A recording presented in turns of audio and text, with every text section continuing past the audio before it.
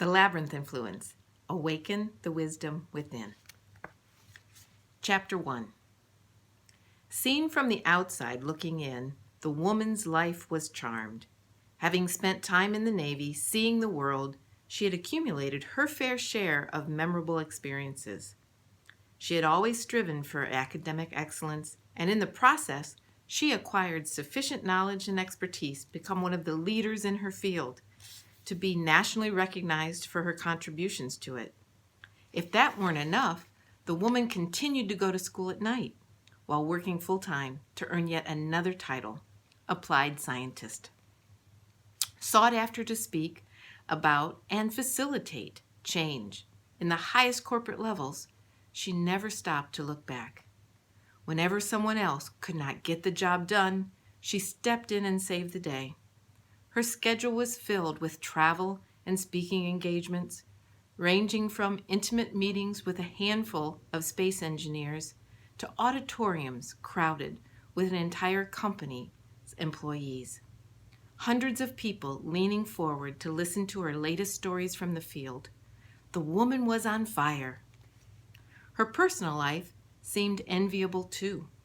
She had a sprawling house surrounded by serene woods and scenic mountains, a kind, handsome husband, and a daughter primed to go to the Navy Academy. She was living the dream in all its white picket fence glory, further bolstered by her remarkable professional achievements. But success came at a cost. That beautiful home life was always on the back burner. Her once rotational travel schedule, 1 week on the road, 1 off, gradually became more intense. And soon she found herself spending just a few days each week with her husband and family before she was off saving the world once more.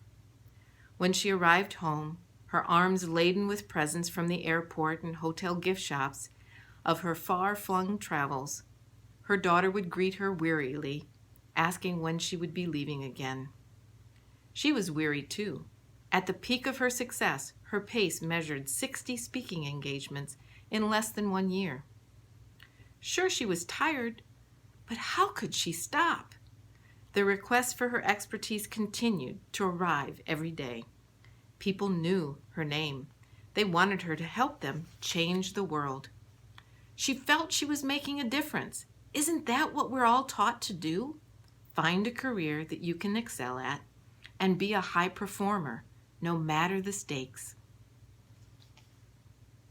It was election day, and the woman had just enough time to cast her vote before jumping on a plane. She was scheduled to lead a complex interactive event, her specialty.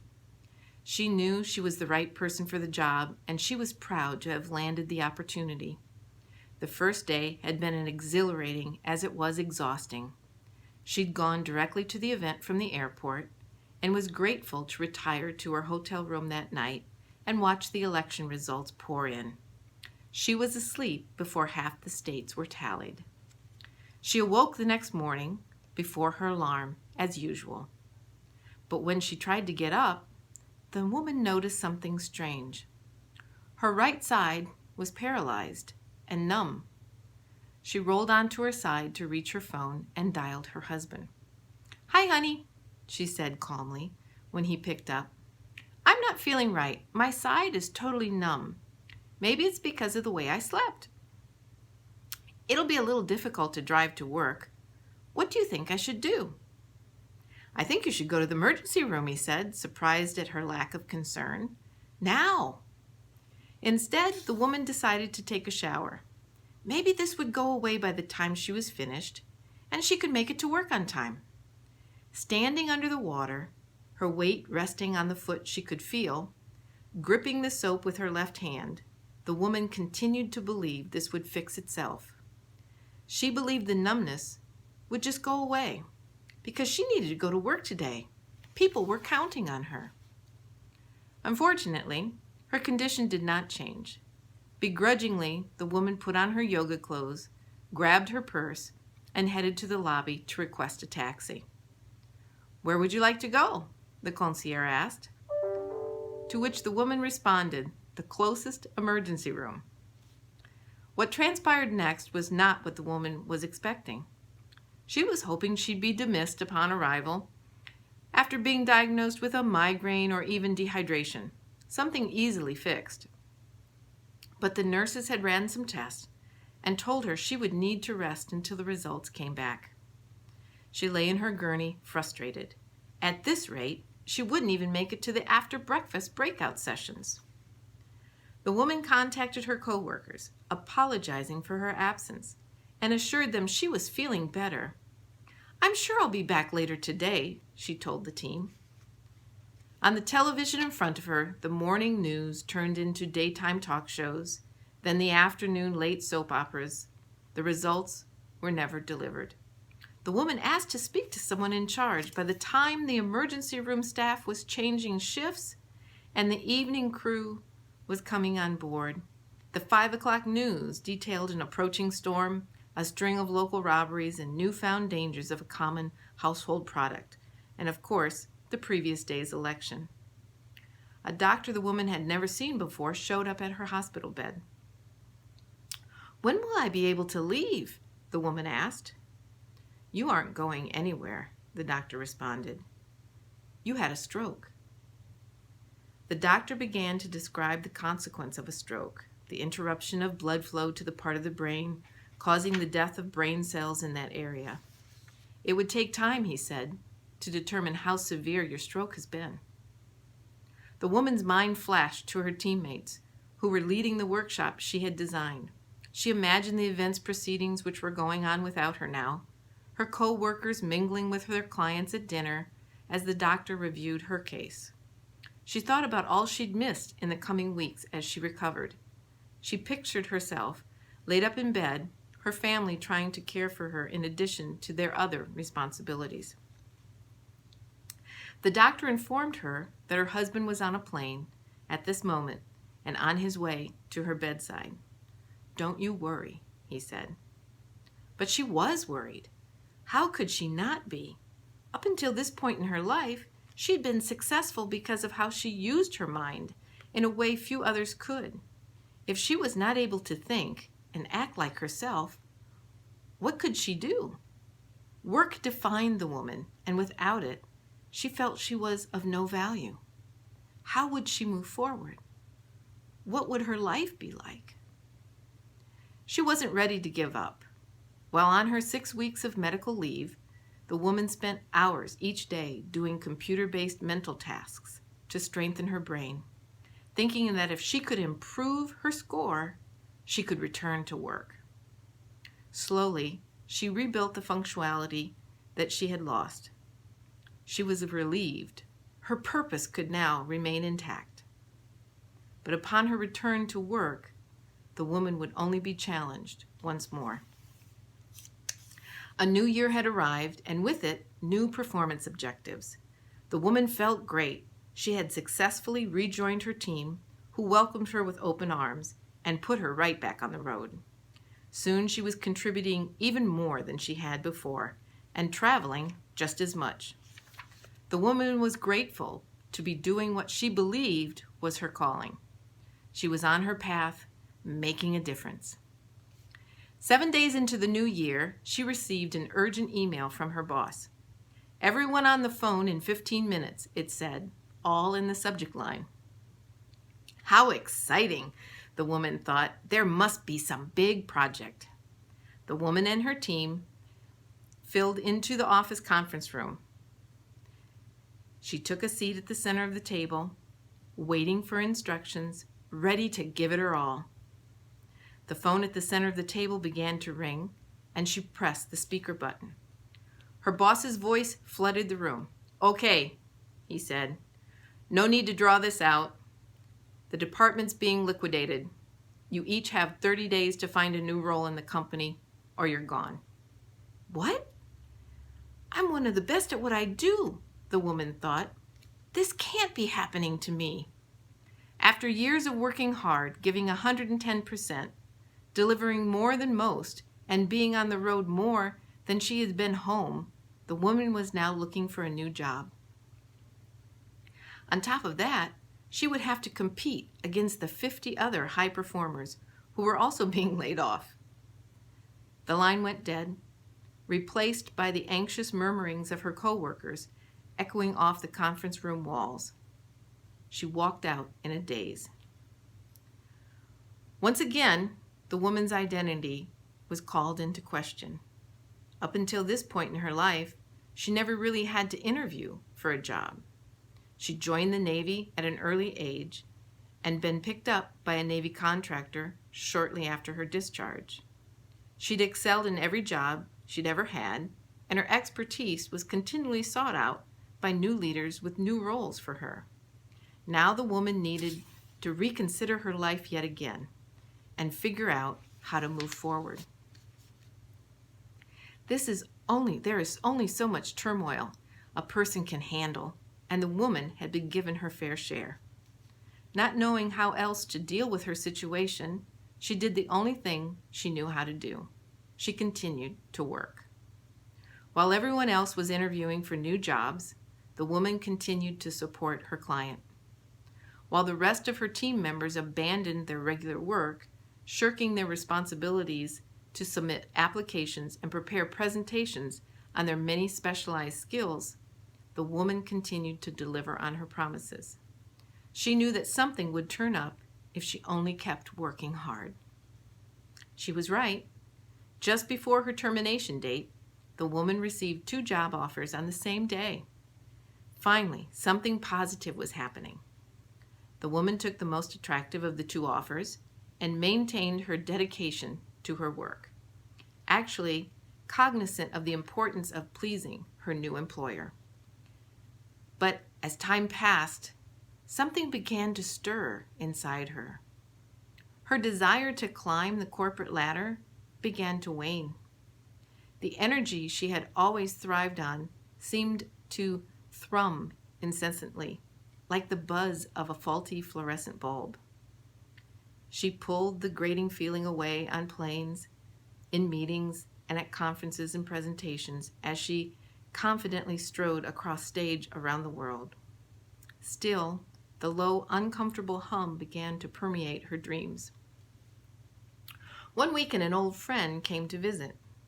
They had served in the Navy together, and her friend had had her own prestigious career.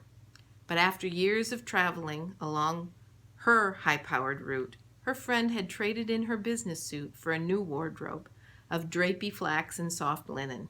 She had become a yoga teacher and a massage therapist. She practiced out of a little studio that she had built in the back of her home, where she spent the vast majority of her time. "I haven't been on a plane in years," she giggled. They had a wonderful time, reminiscing about all that they had done together. The woman couldn't help but notice a lightness in her friend that hadn't been there before. On the last night of their visit, the woman briefly confided in her friend about the buzzing feeling before quickly brushing it off. "I still love what I do," she finished, "and I'm lucky to be doing it, especially after all that I've been through." Her friend nodded, gently touching her shoulder. "I get it," she said. The next day, after her friend left, the woman went up to her guest room to straighten up. She found the bed stripped and remade, the sheets folded into a neat pile on top of the duvet. On one of the pillows, her friend had left a note. "All the success in the world cannot satisfy divine discontent. You are looking for something more." The woman slid the note into the pocket of her jeans. Once in a while, she imagined it hanging in her closet, quietly calling to her. It was late in the evening, a few months later. The day had been jam-packed. She was busy putting together a new project, and she had slipped into her usual flow, the hours flying by like minutes. The light outside had gotten thin. The shadows of the street lamp stretched long across the parking lot, where only a few cars still lingered. She noticed she was squinting in the sudden dimness and stopped what she was doing to look around her office. Her desk lamp highlighted the bright white of the ever-growing stack of papers in front of her, waiting for review and approval. Her inbox seemed to ping every minute with a new request. Her walls were adorned with awards acknowledging her many contributions to her field. An assistant sat just outside her door, ready and willing to help her take on the world.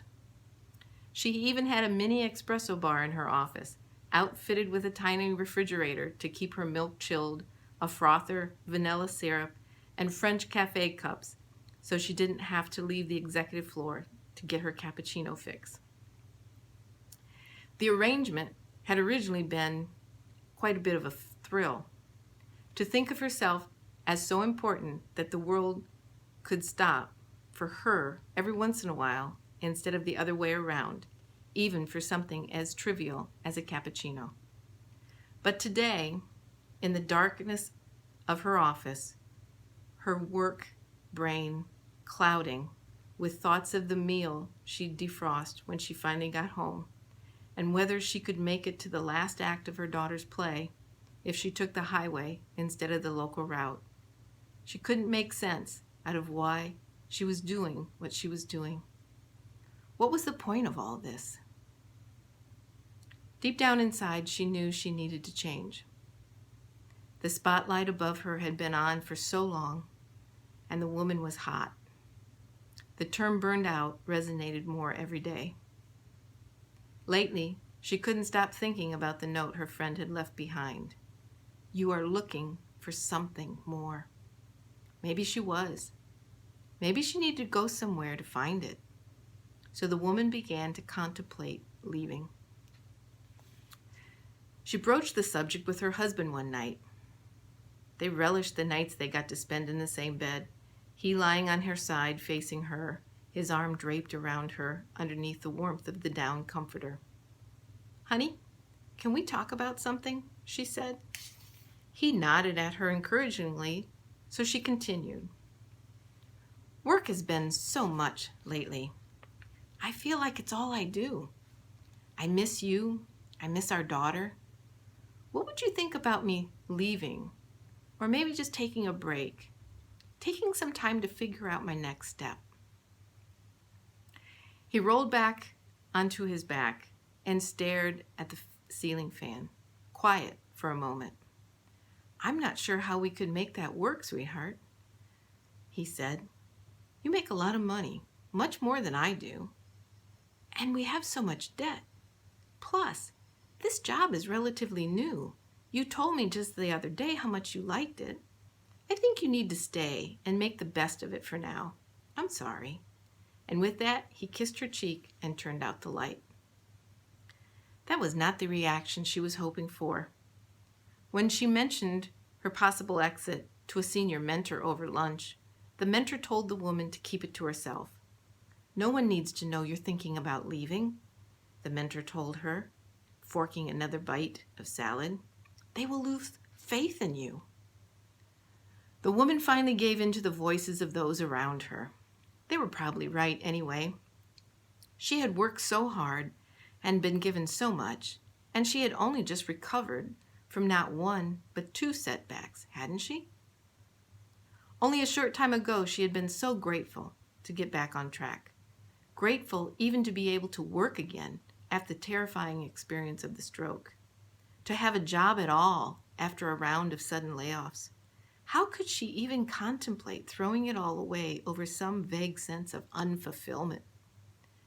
People were counting on her. She had bills to pay, a family to take care of. What was she thinking? Maybe this was just some kind of midlife crisis. The woman decided to stay the course. She continued to be successful in her new job, checking off boxes left and right, her responsibilities stacked up like plates waiting to be washed. But one day, she would no longer have a choice. Her choice was going to be made for her. She had weathered the stroke and the loss of her job. But unbeknownst to her, a third challenge was waiting for her in the wings.